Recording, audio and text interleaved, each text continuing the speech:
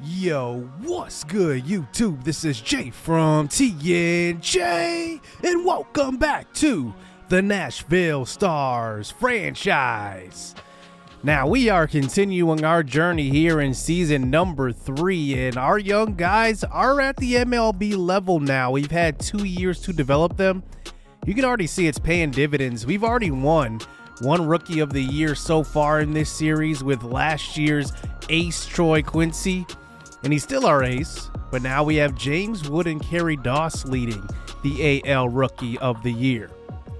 Our issue so far hasn't been getting hits. It's been getting on base. Just an interesting stat here. We are number 1 in hits, 19 in on base percentage. I think we need to start still rebuilding here. Keep rebuilding, I should say.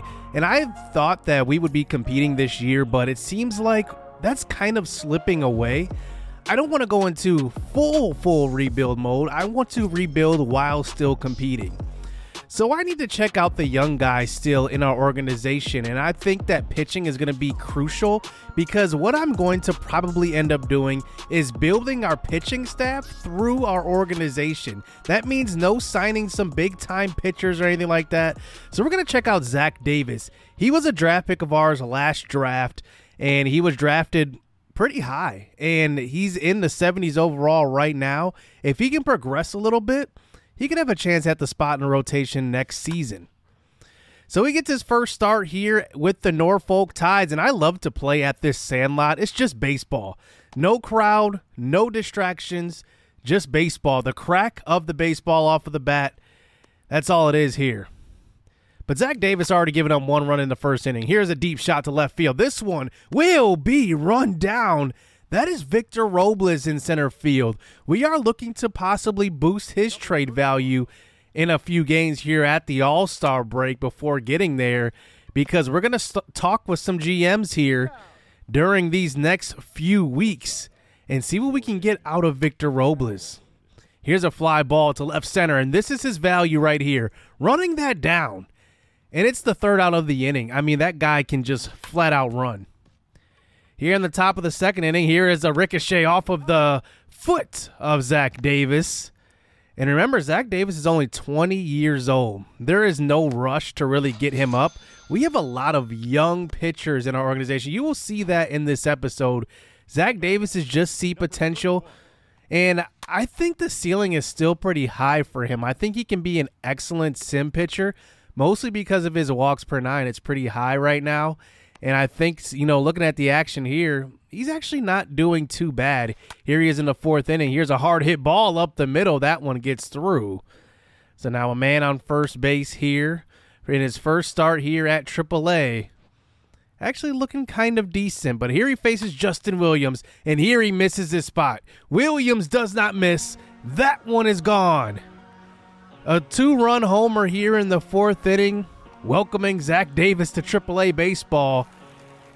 And that will be the 3rd run of the game here for the visiting team. How about a quick visit to look at Kendrick Franklin Cole? He is still developing. He is about at 78 overall. And like I said, I'm in no rush to kind of move him up. Since we kind of want to still be in this rebuilding phase, I don't want to ruin guys' potentials. That one was a tapper in front of the plate. How about Victor Robles? You know, he's a guy that has not hit well in this series and in real life. I mean, this is kind of the house that he's in. He's a great defensive guy, but maybe does not hit for high average. He kind of reminds me a little bit of not a fast version of, or not even equivalent to the speed of, but Billy Hamilton, a guy who you guys said I should actually go after. We will address that later in the episode. So we go back to the MLB level after taking a quick look at Zach Davis, KFC, and Victor Robles, and now we are here versus another divisional foe in the Toronto Blue Jays. Can we just get a victory from against one of these divisional teams? I mean, we are just getting killed in the division. I think that's where our biggest hurdle is going to be in this series. Can we defeat our division rivals? Here is Dom Thompson-Williams up in the top of the 8th inning, down 3-0. He gets good wood on this one. It barely is in play there down the right field line. It will be an RBI double, bringing us within 1 run. Dom Thompson-Williams has been hitting leadoff. I don't want him to exactly hit leadoff because he's not a great base stealer. He can run. I would see him as more of a 6-hole hitter or a 2-hole hitter. Adobe Herrera comes up next here in the 2-hole. He walks, and that one will be ball 4.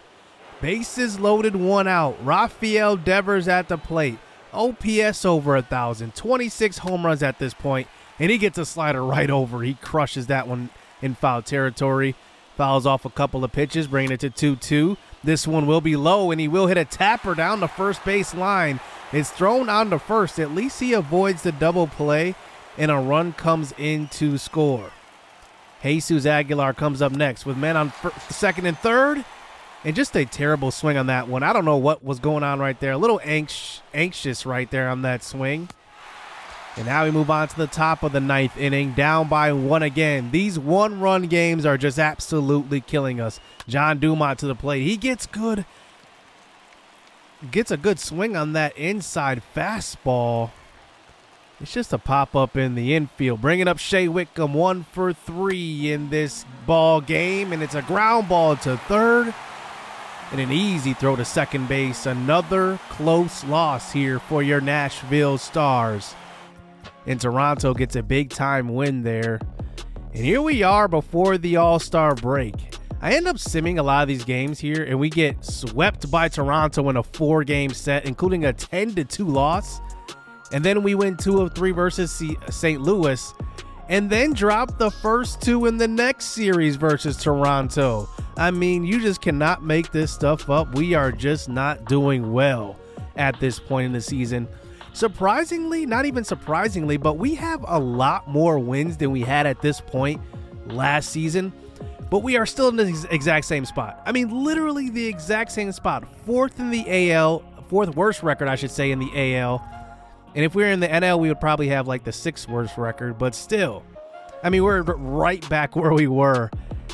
I want to see us go on a big run in the second half. I still want to rebuild. I know this is still a rebuild, but I do want to compete. I want to get in some games. We are right there. We're losing by 1 run in a lot of these games, but I want to see us take that next step. So let's hop into the All-Star break where we can take a look at some of our young guys. The first guy is the #1 pick in this entire series, Steven Brennan. Now, he is still developing. He's actually developing pretty nice. His numbers are not good this year, but he's at 74 overall, still a high beat potential, and he makes the futures game here. A couple of other prospects just around the league. Hunter Thornton, who was our top subscriber recruit from Season 2's draft. He is a prospect of the Yankees. Max Clark is a real-life prospect. He was imported into this season as well after Season 2's draft. He is looking like a really good player, hitting .260 at AAA. Tamara Johnson was in Season 1. He is looking like a good player. He's in the Yankees organization as well. Noelvi Marte is in the in the Mariners organization as a shortstop.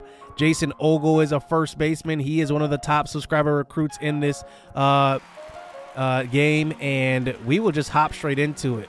Now, I want to just look at the other players, not really so much Steven Brennan. I want to look at some of the other top prospects. So we take a look at Max Clark, who is one of the best hitting prospects right now in baseball. I believe he is the #1 ranked prospect in baseball right now. And in this at-bat, he taps one in front of the plate. Tamara Johnson, who we will probably face in the future of this series. He is in the Yankees organization. A hard hit ball to the right side. That one will be knocked down, but not in time. And that one will be ruled a base hit. Johnson is one of the top prospects coming into the real-life 2022 draft, as that brings up Marte. A ground ball back to the pitcher. Double play. Easy double play turn on that one. And then I want to check out one more guy in this game. It is Robert Fitzgerald. In season #1, I chose to draft Steven Brennan. I also had the #1 pick, which means I had any pick I wanted. Robert Fitzgerald was there. I was on the fence between Robert Fitzgerald and Steven Brennan. And here's Fitzgerald in the futures game. He has great power. His vision is pretty low. His contact is low still, but he is developing pretty nicely. I believe he has 98 potential, by the way. So here is Fitzgerald up for a later at bat. He walks on that one, and we didn't get to see him hit much, but we end up getting the win. The AL Futures do. We didn't even get to pitch with Stephen Brennan. I actually skipped over it, and he ends up getting the win. So props to our prospect there, the #1 overall pick in this series. So we make it to the MLB level, not exactly the All-Star game, but the Home Run Derby.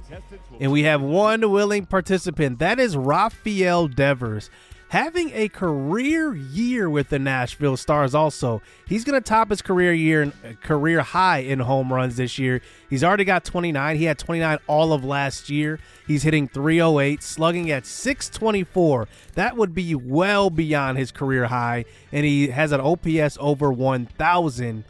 And he could go for the home run crown if he beats out Vladimir Guerrero Jr. We will see what he does here in this home run derby. So I like Devers a lot, and he's a guy I signed to a lifetime contract, making $310 million over the course of his contract. He's going to be a very rich man when it's all said and done.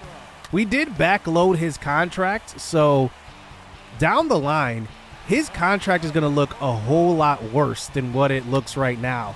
We are saving about $12 million just in year #1 and year #2.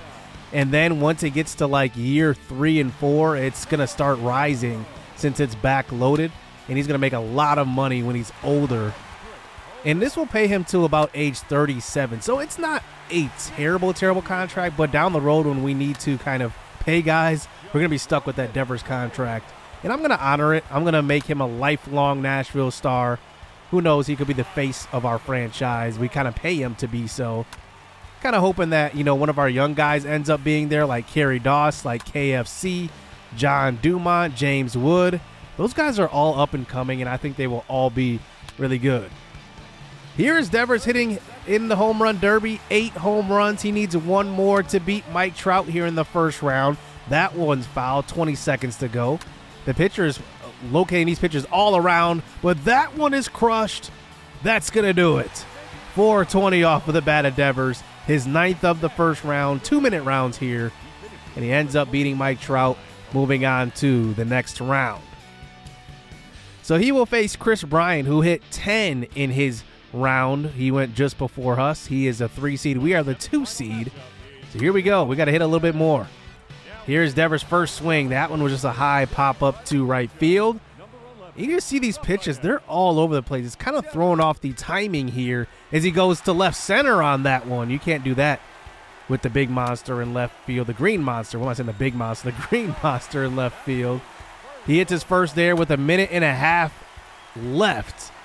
And we're starting to run out of time already. We have to hit 9 home runs here with 1:15 to go. And he's just hitting foul ball after foul ball, not getting good wood. He's actually taking his time to get back into the box. Look where these pitches are located. That one was on the outside half. Get it over the middle of the plate. It's absolutely throwing our timing off here. And Devers just could not get his timing right. I mean, the pitches were all over the place. He starts to hit a couple of them here. 3 home runs, but he needs 7 in 30 seconds. We do get bonus time if we hit 440 feet home runs, but it doesn't look like we're going to get there. We're at 5. He gets to 6 with this swing, and it looks like we're going to have one more swing left. That one's crushed, and it's number 7, but 3 short of Chris Bryant. We get eliminated here in the second round of that home run derby. But Bryant does end up losing in the finale to Ronald Acuna Jr. And he goes home with the title. He hit 10 in the final round, 16 in round number 2. So congratulations to him as we move on to the AAA, or actually the AA All-Star game, as we have quite a few AA All-Stars. We first start with our pitching. Ben Swerve, who was a draft pick last year. He's a guy that can develop into something really nice. He's going to have some years to develop as well. He is 20 years old, a right-hander.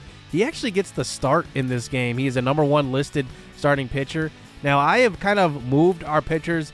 I don't really do it on camera, but I kind of monitor them. I move them back and forth between the starting rotation and the bullpen. I want those guys to get the repetition of possibly being a relief pitcher, because we might have a lot of starting pitchers in our organization that might move to the bullpen eventually. So I like to give Swerve some work in both the pen and in the rotation. Ty Macklin is down at AA this year, and he is actually doing tremendous. But his development, he's only at 72 overall. I believe he started this series at 69 overall. He was one of our original prospects, and he's only progressed 3 overall difference. A guy that's been super impressive is Enrique Bradfield Jr.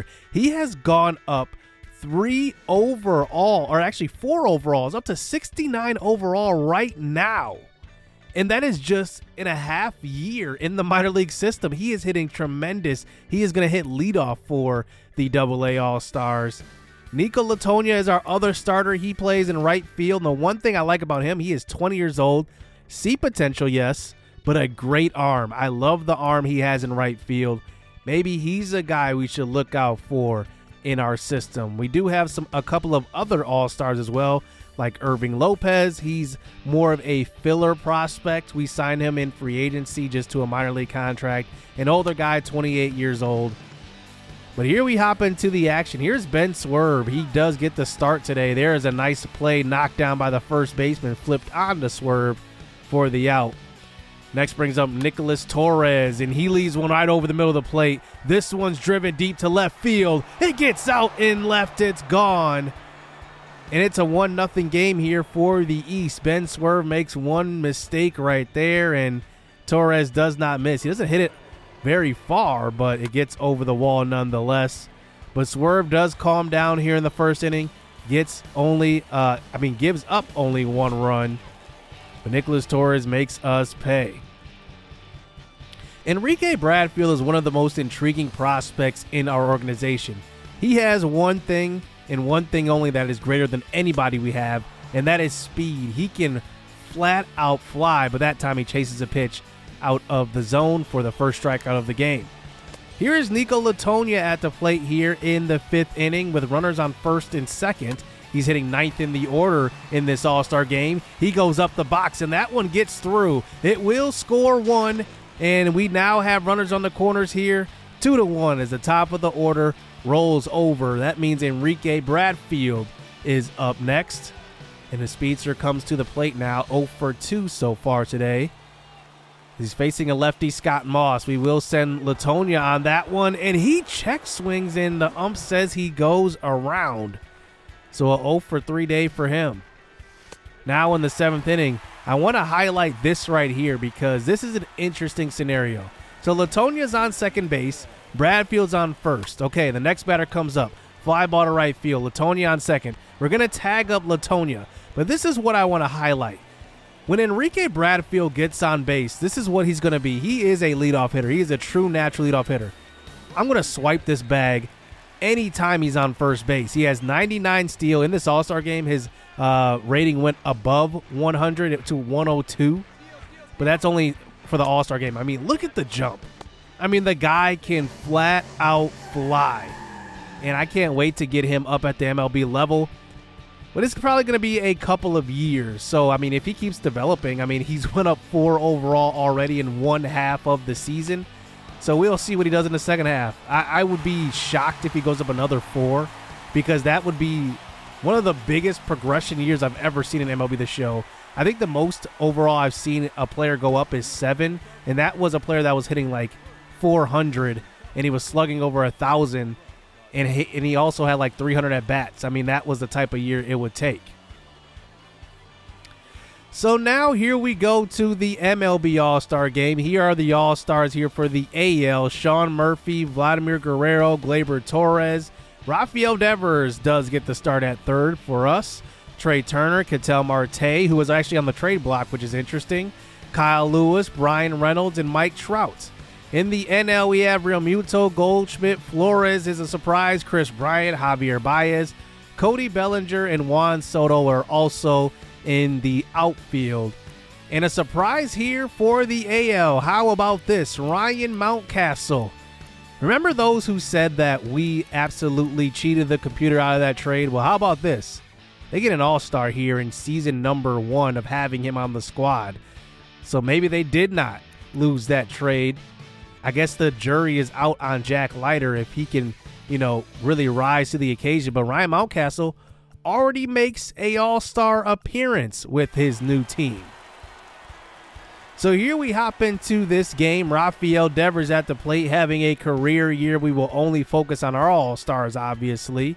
Facing Julio Urias on the mound here at his former ballpark, Devers is, and he swings and misses at an outside slider. And he's 0 for 1 up to the 5th inning, and now that brings in Zach Wheeler out of the bullpen, and this one will be driven deep, and Devers continues to swing a hot bat. That one was smoked. Now, just like Enrique Bradfield going into All-Star break, his power versus right went up to 102. I think that's just a temporary thing they put in the game for All-Star weekend, that the players' attributes go up a little bit more. But he absolutely smoked that one, and he homers in the All-Star game. We end up losing, the AL does, end up losing to the NL. But I am happy to see some of these young guys and give you guys just a preview of, you know, kind of the best future players of our squad and of our organization, as we have one more All-Star game left, and that is the AAA All-Star game. But this one is a lot lighter. One player, that's Isaac Plumbo. Isaac Plumbo is an interesting prospect. He is still 24. He is 70 overall. He can hit the baseball. I think his issue is just that he's got bad vision. If it wasn't for that, he would actually be competing for a kind of maybe a MLB roster spot. He still has a chance because, remember, he won Hitter of the Year in our organization in Season 1. We'll see if he can continue to develop. He is 24 years old also. He's already 1 for 1 in this game. Here is his second at-bat. We missed the first at-bat, but this is in the 9th inning, and he does reach a board, as he did not get the start in this game. He came off of the bench, and he gets one hit at least, and he reaches on both at-bats. But we end up getting the loss in this one, and I like to see our young guys play in these games. It's a lot of fun, and seeing how they stack up against the other top prospects around the league. I do want to circle back to Enrique Bradfield. I look at his ratings, and I'm like, man, this guy is going to be a pretty good player, but he's got a terrible arm. Terrible, terrible arm, and that's one thing that I'm going to be training pretty hard. And I usually don't really highlight training, but you can just know that I'm training his arm strength and arm accuracy. That's all I'm training pretty much throughout his career, because he's definitely got to develop that to be a really complete center fielder. Right now, he has such a bad arm. Here he is for a later at-bat here in the 4th inning. This one's going to be, actually, that's going to be him on third base after that triple, and he will tag up, and you just see the speed coming from third. But what do you know? Bradfield gets hurt on that play. He's clutching his knee, a severe knee sprain. Interesting, and it ends up being an ACL sprain. I'm so glad that it wasn't anything more serious, because I still want him to develop a little more here this season, because once they're hurt, they stop developing. I've even seen that sometimes when they get hurt, they actually decline. So he's only out for 1 to 2 weeks. He will be back pretty soon. So I hope you guys enjoyed All-Star Weekend. I just wanted to highlight a couple of more things here. There haven't been many trades. I plan on turning up the trades. I believe I leave it at 2. I'm going to bump it up to probably 4. I don't want there to be any craziness. I've seen a lot of crazy trades, like Bobby Witt Jr., for example, would never get traded. But he was traded here in season number 1, I believe, to the Mariners. I was very, very shocked at that trade, and they actually kept Julio Rodriguez. So they have Julio Rodriguez and Bobby Witt Jr., which is incredible. One thing I'm going to do is I'm going to move down John Dumont next episode to the AAA level.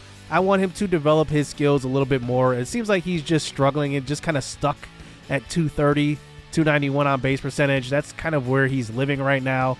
If he can get that up about 20 points, I would be happy. Billy Hamilton, like you guys said in the comment section, I'm going to listen to you guys when you guys say I should go after certain guys. I'm going to go after Billy Hamilton. He will platoon, and he will be in the outfield. I need to add some more speed, and I probably will end up having him maybe at that leadoff spot, moving Dom Thompson-Williams down in the order, even though Thompson-Williams is hitting very, very well. Herrera will move to shortstop, and he will not platoon, but Shea Whitcomb will platoon at shortstop when it comes to versus left-handed hitters, and then I will kind of move Herrera back to the outfield when Billy Hamilton isn't playing there. So that's going to do it here in this episode. I hope you guys enjoyed All-Star Week with all of our levels, and I hope you guys really have some good insight going into the trade deadline. I'm pretty sure I'm not going to make a ton of trades. I'm only probably going to make one, and that's Victor Robles. And I don't know who I'm going to acquire. I want somebody that's going to contribute now, but I don't think that's a smart move. I probably need to go after another prospect who will help down the road. Maybe a middle infielder with a good bat. I think that's one thing that we're missing. So we'll see. Hit subscribe, hit that like button. Hope you guys enjoyed this episode. Stay tuned. Let's get it. Let's go. I'm about my pledge. I'm decked up on blue bills, and I won't stop until the cash pit look like fall leaves in the backfield. Tell her out of my face if she coming with that bull. Quick to say my piece. I'm so after school special. She brainy, but them jeans looking like.